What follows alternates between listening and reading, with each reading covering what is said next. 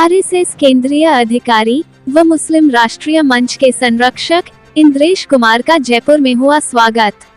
मुसलमानों के विकास के लिए बनाया गया मुस्लिम राष्ट्रीय मंच के संरक्षक इंद्रेश कुमार का स्वागत जयपुर स्थित खाचरियावास हाउस में राष्ट्रीय संयोजक ठाकुर राजा रईस और राष्ट्रीय संयोजक डॉक्टर मुनव्वर चौधरी, प्रदेश महिला प्रकोष्ठ व जयपुर जिला संयोजक समीर समीउद्दीन द्वारा सम्मान समारोह का आयोजन किया गया, जहां मुस्लिम राष्ट्रीय मंच से जुड़े तमाम पदाधिकारी और कार्यकर्ता उपस्थित होकर मुस्लिम राष्ट्रीय मंच के संरक्षक इंद्रेश कुमार का स्वागत किया। मंच से इंद्रेश कुमार ने मुस्लिम विकास के लिए अपनी ओर सरकार की योजनाओं के बारे में अपने सभी कार्यकर्ताओं को पदाधिकारी को अवगत कराया कि हम जब विदेश जाते हैं तो वहां सभी भारतीयों को हिंदू या मुस्लिम सिख ईसाई नहीं बल्कि सिर्फ हिंदुस्तानी कहकर सम्मानित किया जाता है, तो हम हर धर्म के लोग हिंदुस्तान में रहकर सिर्फ हिंदुस्तानी क्यों नहीं बन सकते। गौरक्षा के लिए सभी को सचेत रहने व पर्यावरण और समाज सेवा पर भी जोर दिया। उनके भाषण के दौरान जब अजान हुई तो उन्होंने अपना भाषण बीच में ही रोक दिया, जिससे मुस्लिम एकता की मिसाल सामने आई। इंद्रेश कुमार ने कई मजहब की जुबान में भारत के लिए नारे भी लगवाए व राष्ट्रगान के साथ समारोह का समापन किया गया।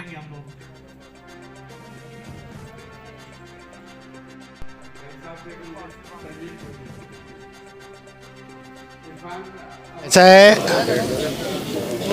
मुस्लिम राष्ट्रीय मंच 23-24 वर्ष का एक बहुत बड़ा मूवमेंट है।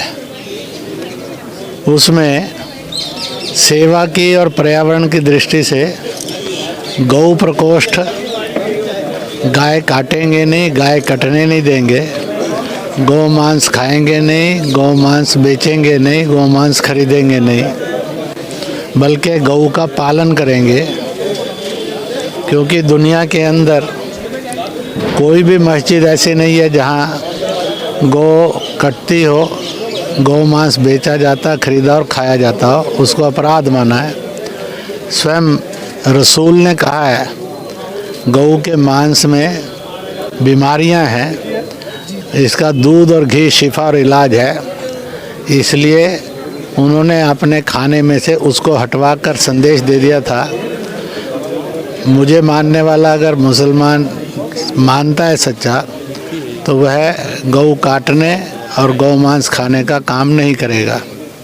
इसलिए गौ सेवा बढ़े, इसलिए गौ प्रकोष्ठ, पर्यावरण बढ़े, प्रदूषण जाए। क्योंकि कहावत है, जहाँ होती है सफाई वहाँ रहती है खुदाई।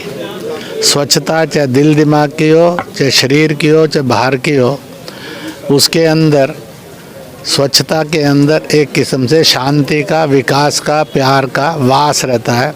इसलिए कहते हैं कि सफाई में खुदाई का वास रहता है। इसी के साथ साथ इस बात को भी सुनिश्चित करना, जो गरीब है, दुखी है, पीड़ित है, कमज़ोर है, असहाय है, निर्बल है, दिव्यांग है, उनको प्यार करें, सम्मान दें और मदद करें। यही मदद स्वर्ग का, जन्नत का रास्ता बनती है। इसलिए दुत्कारें नहीं, दुखियों को गले लगाएं, दुखियों का सम्मान करें, दुखियों को मदद करें। इन्हीं विषयों को लेकर, और हम कौन हैं, हम सब किसी भी जात के, किसी भी मजहब के, किसी भी जुबान के, किसी भी और सूबे के और किसी भी पार्टी के रहने वाले होंगे, मानने वाले होंगे, पर हमारी पहली और आखिरी पहचान और सतत पहचान है, हम हिंदुस्तानी, हिंदुस्तानी, हिंदुस्तानी।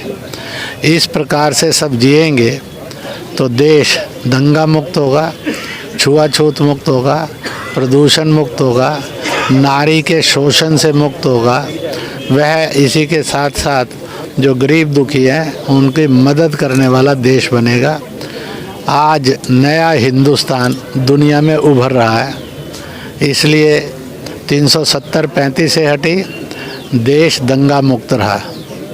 जबकि अलगाववादी, आतंकवादी नेताओं ने तो नारा दिया था तिरंगा कोई उठाएगा नहीं।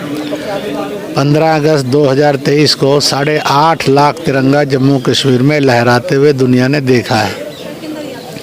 इसी प्रकार से और इस देश के अंदर यह बात भी सुनिश्चित हो कि यह देश आज इतना है कि राम जन्मभूमि पर फैसला आया, भूमि पूजन हुआ, अब प्राण प्रतिष्ठा हुई, देश में कहीं कोई दंगा नहीं हुआ। ज्ञानवापी पर कोर्ट ने फैसला दिया, भड़कने भड़काने वाले लोगों ने बहुत कोशिश की, पर सब शांति से घट रहा है। आज देश के अंदर एक वातावरण बना है कि समस्याओं का समाधान झगड़े, आंदोलन, धरने, हड़ताल, मारपीट, पत्थरबाजी, गोलीबाजी से नहीं, बल्कि संवाद से करो या न्यायपालिका से करो। यह वातावरण बनाने में मुस्लिम राष्ट्रीय मंच ने एक बहुत नेक और उदाहरण पेश किया है, इस प्रकार का वातावरण बनाया है। इसी वातावरण में हम सब मिलकर जिएं, हिंदुस्तानी, भारतीय, इंडियन बनकर जिएं, इसी के लिए महफिल सजी थी। इसी पर और बातचीत होकर सबने संकल्प किया कि हम ऐसे बनेंगे और अपने जयपुर को भी ऐसा बनाएंगे। सर साहब, एक समान नागरिकता संहिता पर आप क्या कहेंगे? उत्तराखंड में शुरुआत हो गई है और मदन दिलावर जी कहते हैं कि कल फंक्शन है, ऐसा है, कल बहुत बड़ा नागरिक कार्यक्रम है, उन्हें यूसीसी पर ही बोलना है। आप कल के लिए रख लीजिए इस न्यूज़ को। एक सवाल हो रहा है सर, इस न्यूज़ को कल के लिए रख लीजिए।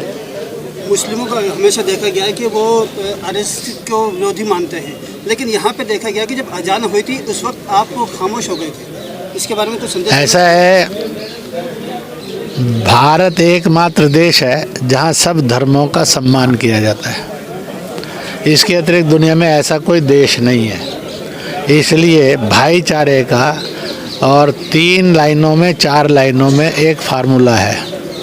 अपने अपने मत पंथ पर चलो, भाषा जाति का गर्व करो, कट्टर नहीं बनो, अहंकारी नहीं बनो, दूसरे की दखल नहीं करो, निंदा नहीं करो, बल्कि हर एक में सम्मिलित और भागीदारी करो ताकि कोई आपको बांट कर, भड़का कर लड़वा ना सके।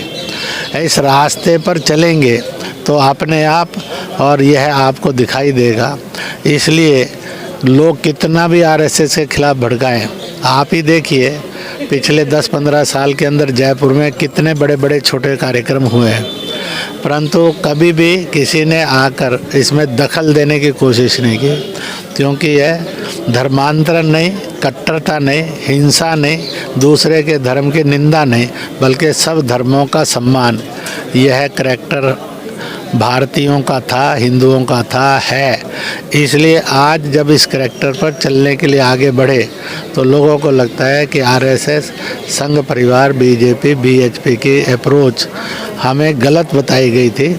हमें आज सीधा मिलने पर सत्य और सही पता लगा। आज यहाँ नकवी साहब और ऐसे कई लोग आए हुए थे, उन्होंने भी कहा कि हमारे दिमाग में जितनी गलत फहमियाँ थी आज दूर हुई।